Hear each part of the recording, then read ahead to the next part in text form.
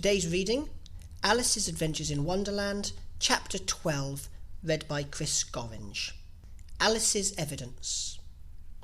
"Here!" cried Alice, quite forgetting in the flurry of the moment how large she had grown in the last few minutes, and she jumped up in such a hurry that she tipped over the jury box with the edge of her skirt, upsetting all the jurymen onto the heads of the crowd below, and there they lay, sprawling about, reminding her very much of a globe of goldfish she had accidentally upset the week before. "Oh, I beg your pardon!" she exclaimed in a tone of great dismay, and began picking them up again as quickly as she could, for the accident of the goldfish kept running in her head, and she had a vague sort of idea that they must be collected at once and put back into the jury box, or they would die. "The trial cannot proceed," said the king in a very grave voice, "until all of the jurymen are back in their proper places. All," he repeated with great emphasis, looking hard at Alice as he said so. Alice looked at the jury box and saw that, in her haste, she had put the lizard in head downwards, and the poor little thing was waving its tail about in a melancholy way, being quite unable to move. She soon got it out again and put it right. "Not that it signifies much," she said to herself. "I should think it would be quite as much use in the trial one way up as the other." As soon as the jury had a little recovered from the shock of being upset, and their slates and pencils had been found and handed back to them, they set to work very diligently to write out a history of the accident, all except the lizard, who seemed too much overcome to do anything but sit with its mouth open, gazing up into the roof of the court. "What do you know about this business?" the king said to Alice. "Nothing," said Alice. "Nothing whatever?" persisted the king. "Nothing whatever," said Alice. "That's very important," the king said, turning to the jury. They were just beginning to write this down on their slates, when the white rabbit interrupted. "Unimportant, your majesty means, of course," he said in a very respectful tone, but frowning and making faces at him as he spoke. "Unimportant, of course, I meant," the king hastily said, and went on to himself in an undertone. "Important, unimportant, unimportant, important," as if he was trying which word sounded best. Some of the jury wrote it down important, and some unimportant.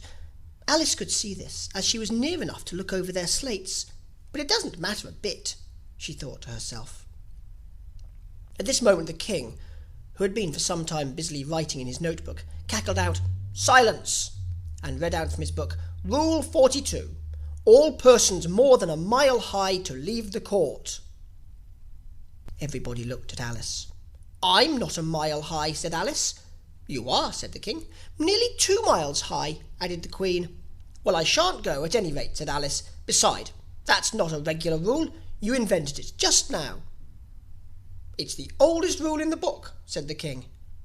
"Then it ought to be number 1, said Alice. The king turned pale and shut his notebook hastily. "Consider your verdict," he said to the jury, in a low, trembling voice.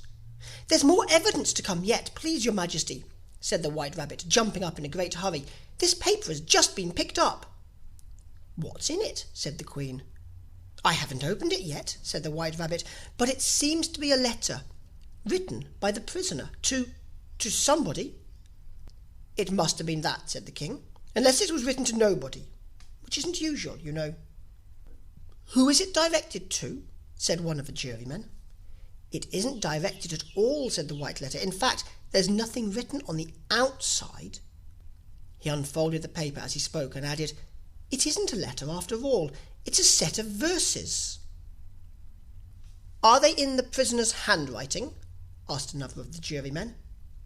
"No, they're not," said the white rabbit, "and that's the queerest thing about it." The jury all looked puzzled. "He must have imitated somebody else's hand," said the king. The jury all brightened up again. "Please your majesty," said the knave, "I didn't write it, and they can't prove I did. There's no name signed at the end." "If you didn't sign it," said the king, "that only makes the matter worse. You must have meant some mischief, or else you'd have signed your name like an honest man." There was a general clapping of hands at this. It was the first really clever thing the king had said that day. "That proves his guilt," said the queen. "It proves nothing of the sort," said Alice. Why, you don't even know what they're about." "Read them," said the king.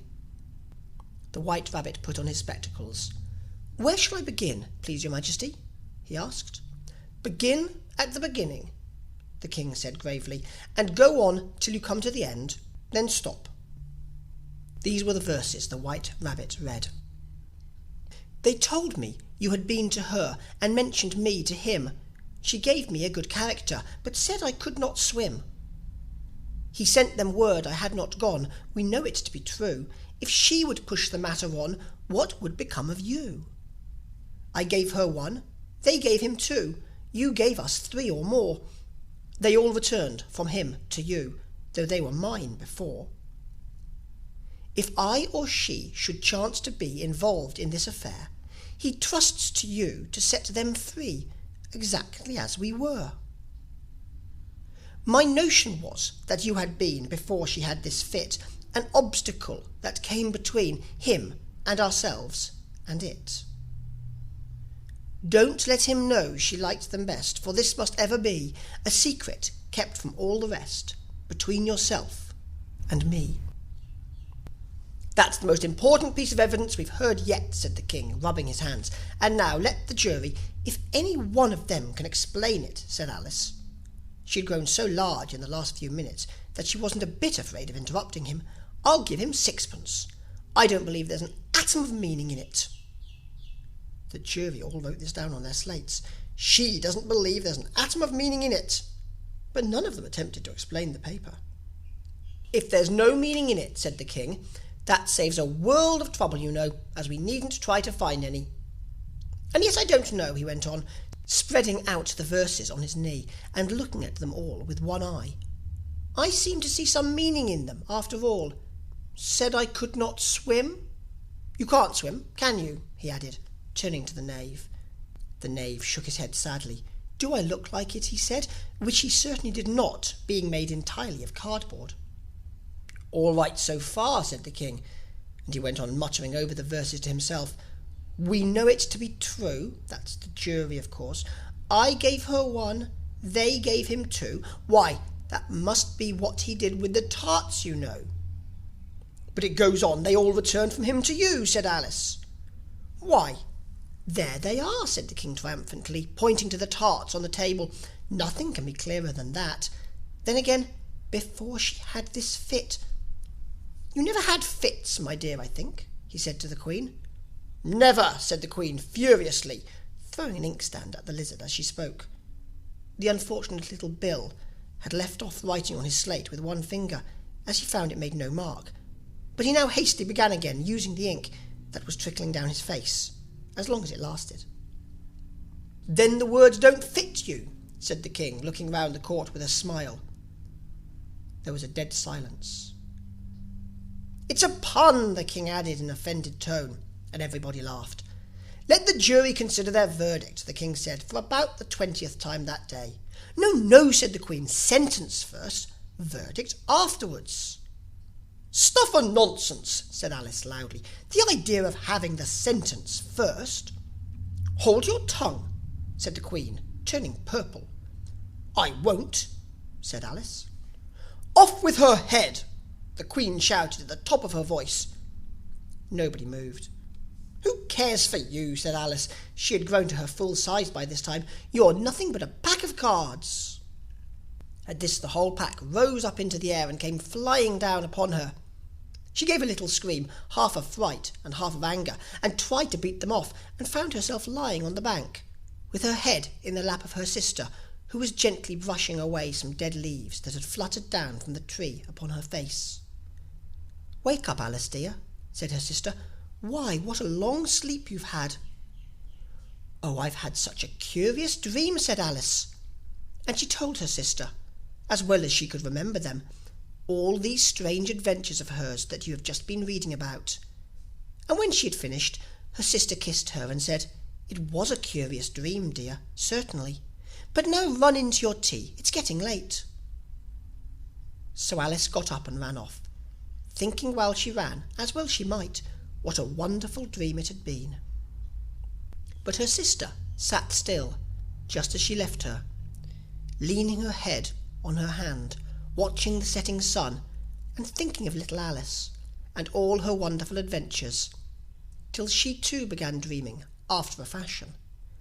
And this was her dream.